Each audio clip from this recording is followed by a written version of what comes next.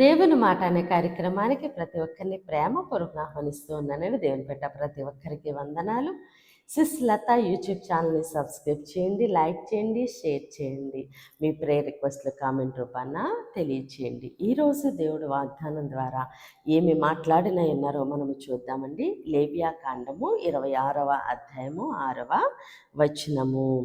ఆ దేశంలో నేను మీకు క్షేమము కలుగచేసేదను, మీరు పండుకునినప్పుడు ఎవడునూ మిమ్మను భయపెట్టడు. ఆ దేశంలో దుష్టమృగములు లేకుండా చేసేదను, మీ దేశంలోనికి ఖడ్గము రాదు.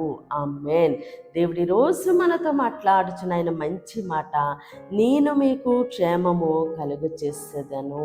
ఆమేన్. దేవుడు ఈరోజు నీతో నాతో చాలా స్పష్టంగా మాట్లాడుతూ ఉన్నారు. అమ్మా, ఆ దేశంలో నువ్వు నివసిస్తున్న చోట నేను మీకు క్షేమము కలుగ చేసేదను. నువ్వు దేనిని కలిగి ఉన్నావో నేను దానికి క్షేమము కలిగి చేస్తున్నాను. నీ వ్యాపారానికి, నీ పరిచర్కి, నీ కుటుంబానికి, నీ ఆరోగ్య పరిస్థితికి, నీ ఆర్థిక పరిస్థితికి నేను క్షేమము కలుగ చేసేదను. ఈరోజు దేవుడు చెప్తూ ఉన్నారు, అమ్మ నేను నీకు క్షేమము కలుగ చేసేదను, నా కుమారుడా నేను నీకు క్షేమము కలుగ చేసేదను అని దేవుడే సెలవిస్తూ ఉన్నారండి. మాట ఇచ్చిన దేవుడు, నమ్మదగిన దేవుడు. ఏ పరిస్థితిని చూసి నువ్వు భయపడుతున్నావో, అయ్యో ఇది కీడికేమో, ఇది ఏ విధముగా నేను ఫేస్ చేయవలసి ఉంటుందో, ఈ పరిస్థితి ఏమిటో అనుకుంటున్నావేమో, అయితే దేవుడు అంటున్నారు, కాదమ్మా నేను నీకు క్షేమమును కలుగ చేసేదను అని దేవుడు సెలవిస్తున్నారు.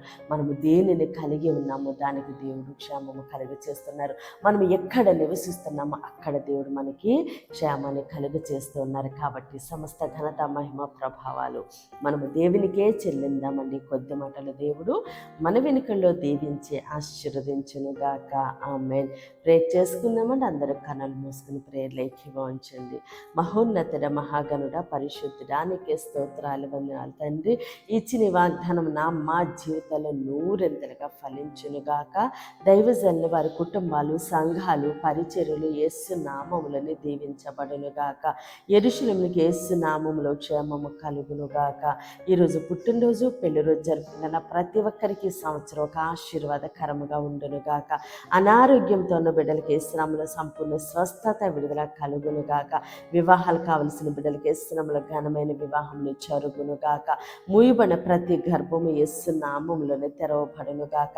చిన్న బిడ్డల చుట్టూ, ఆడబిడ్డల చుట్టూ, యవ్వన బిడ్డల చుట్టూ యేసు నామములో అగ్ని కంచె ఉండునుగాక.